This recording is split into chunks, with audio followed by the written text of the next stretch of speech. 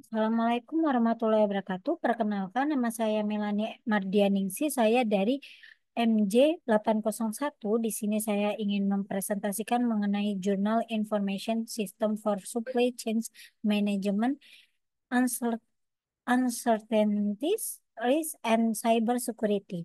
Di sini sebelumnya saya ingin berterima kasih kepada dosen pembimbing saya di mata kuliah ini, yaitu Pak Wahyu Purbo Santoso, sekaligus kaprodi saya di jurusan manajemen.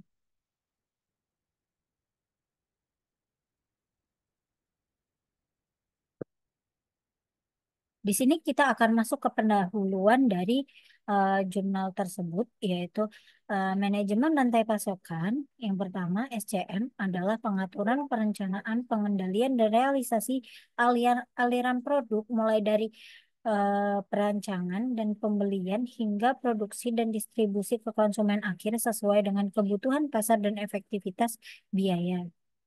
Yang kedua yaitu sistem SCM memungkinkan perusahaan memenuhi permintaan produk secara lebih baik dan mengurangi biaya logistik dan pembelian. Lalu yang ketiga kita masuk ke tren saat ini. Dalam pengembangan teknologi SCM ditentukan oleh kemungkinan besar dari internet. Kita tahu sendiri internet saat ini semakin canggih mengenai tren, mulai dari fashion dan lain sebagainya. Lalu kita masuk ke masalah keamanan cyber dalam SCM. Jadi yang pertama yaitu mengenai kerentanan perangkat lunak berbahaya. Penggunaan server proxy dalam SCM seringkali menjadi bagian integral dari implementasi dan operasinya. Namun hal ini dapat membuka celah bagi serangkaian seperti aplikasi yang memungkinkan tidak diinginkan PUE, Trojan, tautan spam, kerentanan browser, dan pengalihan browser. Lalu yang kedua yaitu spyware dan serangan email bisnis, yaitu spyware menyamar menyamar sebagai aplikasi yang sah PUE, dan dia mengumpulkan informasi tentang aktivitas komputer pengguna. Serangan email bisnis yang menargetkan karyawan keuangan untuk melakukan transfer dana yang tidak sah. Lalu yang ketiga kita masuk ke spyware, eh, spyware yang dan serangan-serangan pada layanan DevOps dan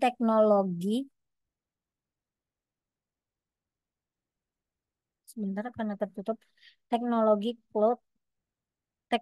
cloud, email bisnis.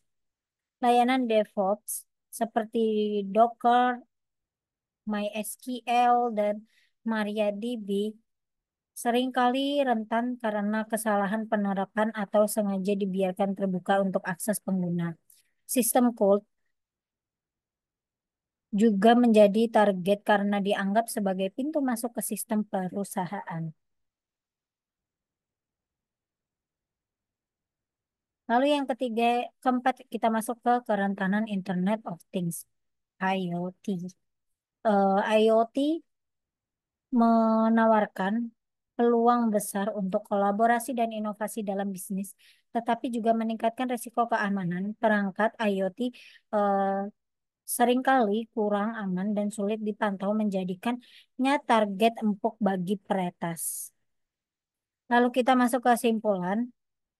Organisasi perlu analisis konteks keamanan secara real time untuk memastikan kontrol yang mudah dan mendeteksi kebocoran dengan cepat. Lalu yang kedua yaitu pentingnya untuk menguji kebijakan segmentasi dan penerapan alat yang kuat untuk memverifikasi efektivitasnya. Yang ketiga yaitu inventarisasi perangkat dan sistem yang terhubung ke jaringan harus dilakukan secara teratur dan otomatis.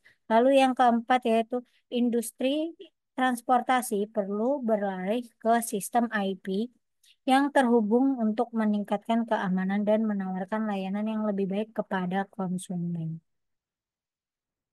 Sekian dari presentasi saya. Terima kasih. Wassalamualaikum warahmatullahi wabarakatuh.